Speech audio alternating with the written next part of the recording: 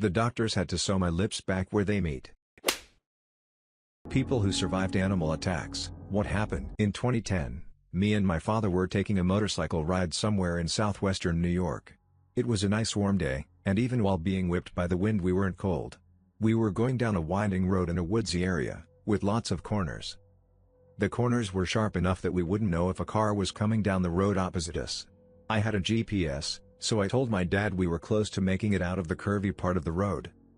We sped up about 5 miles per hour, when out around the corner a bear and her 3 cubs were crossing the street. We abruptly stopped, and started furiously backing up. In my haste I got my foot caught on the foot peg, and topped my bike over. The sound alerted the bear. It started running at me, about 20 feet. It grabbed the foot that wasn't under the cycle and pulled it so hard it brought me back up, made me do a split, and flipped the bike over on the other side. It then began shredding into my leather bike pants, and into my skin, shaking her head vigorously side to side.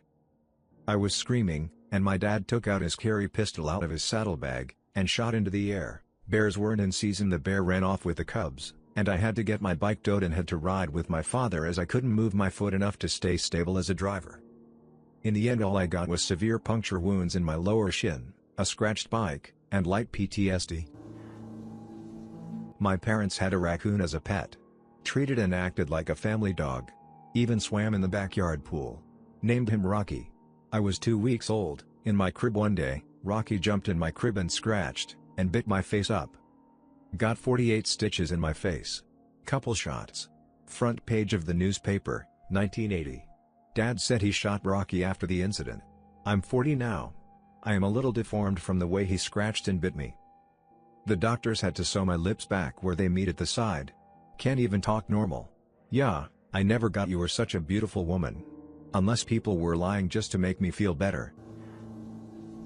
One of my mom's friends is a forest ranger in India, and I kid you not, there are a lot of tigers in India compared to other countries, Bengal tigers. One day he and a few other forest rangers were looking for a wounded tiger, so they spread in different directions. The tiger was usually calm and doesn't attack frantically, so they thought it would be an easy situation to handle, but the tiger was wounded and by natural instincts attacked my mom's friend. The tiger leapt on him and bit him on his biceps, basically ripping the flesh. His biceps looked like a longer version of a half-eaten burger. The other rangers dove in to help. Keep in mind it's a tiger, so it was not easy to get hold of it. The tiger shifted its attention to my mom's friend's head wanting to break the skull, but he put his arm in the way. Thankfully the arm didn't break. The other rangers tranquilized the tiger and it took like 5 minutes for the tranquilizer to kick in. Rangers put fresh meat in the way to divert attention from the wounded ranger. By that time the tiger dozed off and was healed successfully at the local forest clinic, and so was the wounded ranger. The biceps recovered though slowly, but it did. He later put a cover-up tattoo of a tiger roaring on his biceps for a cover-up for the scar and in memory of that occasion. A few months before my 9th birthday, my family went camping with some of my parents' friends. This included a young couple, who we'll call Mr. and Mrs. Spineless, who brought along their dog Bandit. And when I say dog, I mean an elderly half-wolf time bomb of savagery.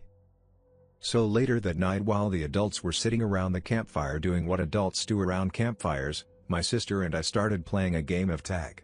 She started chasing me around the campground trying to tag me while I did my best to escape her. Suddenly I'm racked with an excruciating pain in my right knee and I crash to the ground, bawling my eyes out and unable to string two thoughts together in my pain. After what felt like an eternity I realized I was being carried by my mother back to the main campsite. I later found out that Bandit had chased me down and bitten my leg. Presumably our game of tag had triggered the chase instinct in his canine brain. While my sister had ran for help, the wolf dog had begun circling me as I lay there bleeding, ready for the kill. Mr. Spineless tried to call him off, but whatever obedience the monster had was overridden by primitive canine instincts, forcing Mr. Spineless to race over and kick the mongrel in the head just as its jaws were a mere couple inches away from my throat. My parents were able to patch up my knee with a first aid kit they had brought along. The bite wound took a couple of weeks to fully heal, though I still have a scar on the side of my knee from the tooth that went the deepest into my flesh. My dad spent months trying to convince Mr. and Mrs. Spineless to have Bandit put down, especially since I wasn't the first person it had attacked and they had a new baby in their home, but they were too attached to the dog they had known to see the monster it had become. Eventually my parents wrote them off as a lost cause and we haven't spoken to them since. Fortunately the dog almost certainly died of old age a couple years later, and my parents got me a puppy for my 9th birthday. So silver linings and all that. I was attacked by a bear. Was casually walking in the forest by myself until I saw bear paw prints in the mud. That got me more cautious and I started walking more slowly and was quiet. Then I noticed 2 baby cubs, crossing the road 2 meters away from me.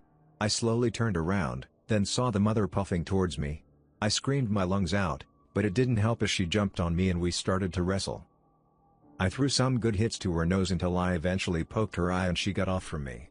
I stood up and ran away from the place down the hill and went straight home. She scratched me pretty bad, but luckily no stitches. I don't take that path anymore.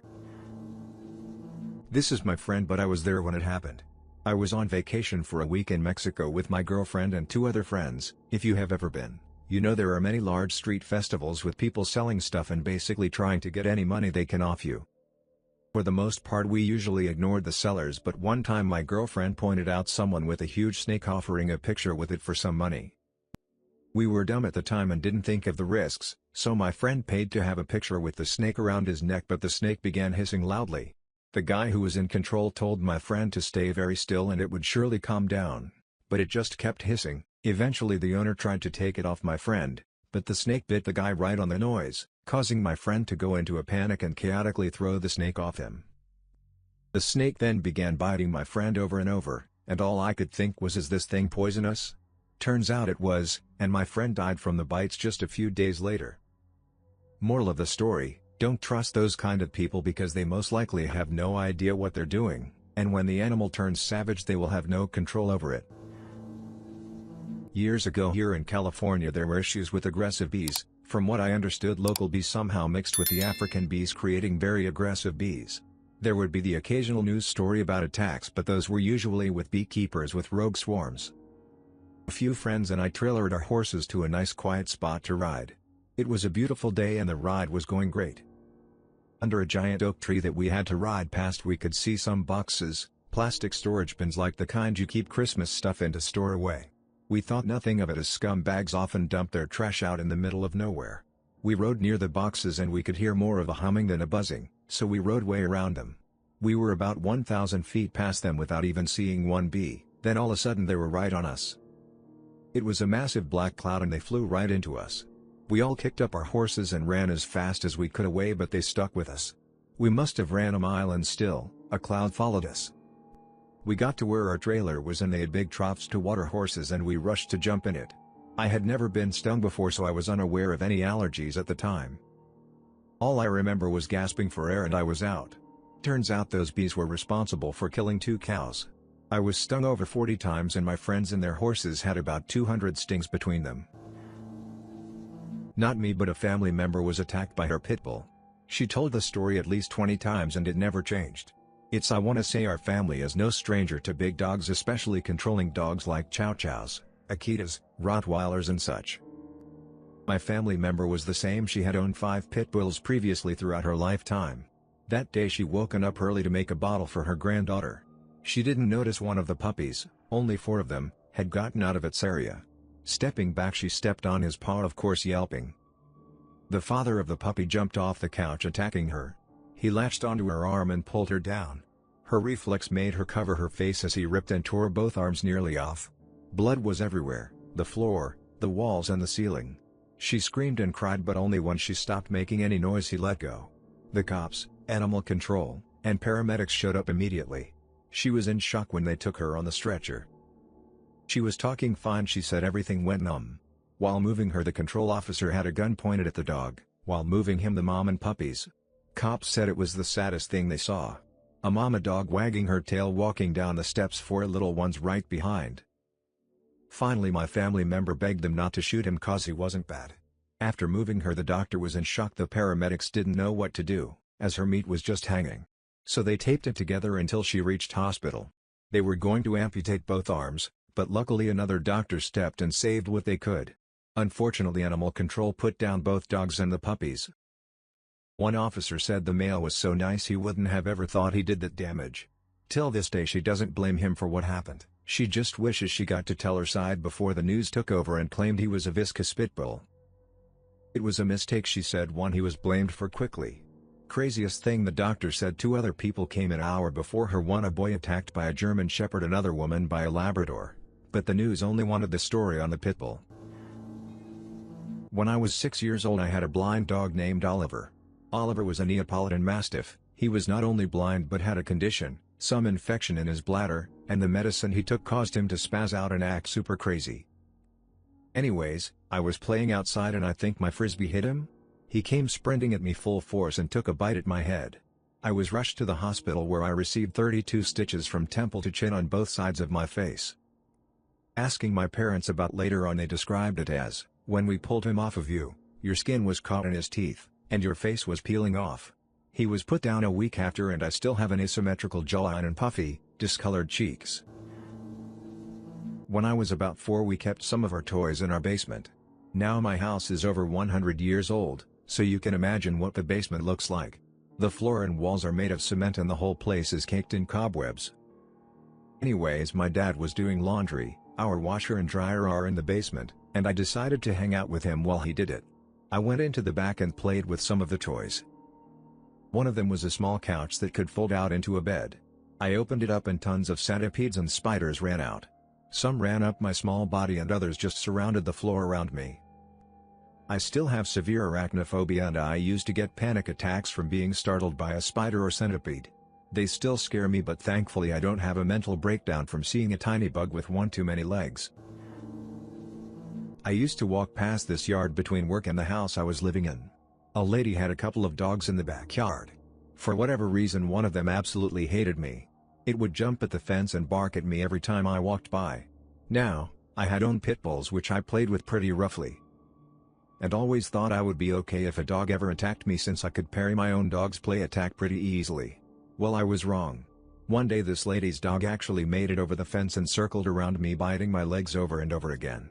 It then jumped and latched onto my arm. Thankfully it was a fluke cold day and I had my leather winter jacket on. I just froze during the entire attack. And yelled at the lady to come out, and she eventually did very calmly.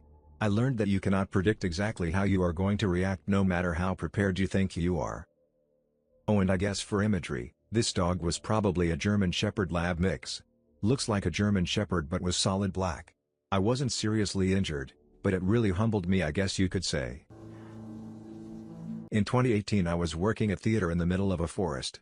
One night I am shutting the theater down as the lone staff member with one performer loading props into his car. I have to do a circle walk around the theater before I leave. I'm walking on the beach directly behind the theater and notice with my phone's flashlight, I forgot my good flashlight at home, something small and furry trying to peek into the theater. I should note the theater has had issues with raccoons in the past. I pass the small furry thing, writing it off as a raccoon as I shine my light forward and reveal from the darkness a mama black bear and a cub. I look back and notice I didn't pass a raccoon, I passes a baby bear and I'm now between a baby bear and its mom. Realizing the situation I was in, I lifted my arms and started yelling at the bear while backing away slowly. Mama bear charged at me growling. Fortunately I backed off enough that she got to her baby before me. She turned her attention on the baby and I swiftly get around the corner away from the bear. In 2015 I was living in Keela, Montana, 2 hours away from the Canadian border. I decided that I was going to do a solo hunting trip for elk, thinking that I had known the territory pretty well. I didn't. I decided that I was going to take just my bow, a sidearm, a Bowie knife and some gear. I knew that there was a piece of land northeast of me that hadn't been hunted due to it being blocked off, and for good reason. After driving for 3 hours I finally arrived. Little did I know that it was federally protected and it had a small fence with an opening that maybe went no more than 6 feet. It gave you a warning which I didn't heed, but there was a clear path straight in. I knew that path went for about a solid 30 miles. I decided to do some recon, find a good spot to set up, and about 3 miles in I stupidly decided to leave my bow in the car and just take my sidearm. And as I was tracking through this clearing, I hear 2 rumbling noises coming from that right and left of me at the very same time. My first instinct was to reach for my main weapon, which I did not have.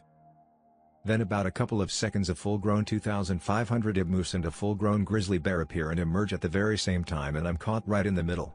They looked at each other momentarily, and as I looked at them I slowly dropped down to the ground, laid flat and put my face in the mud and did not make a sound.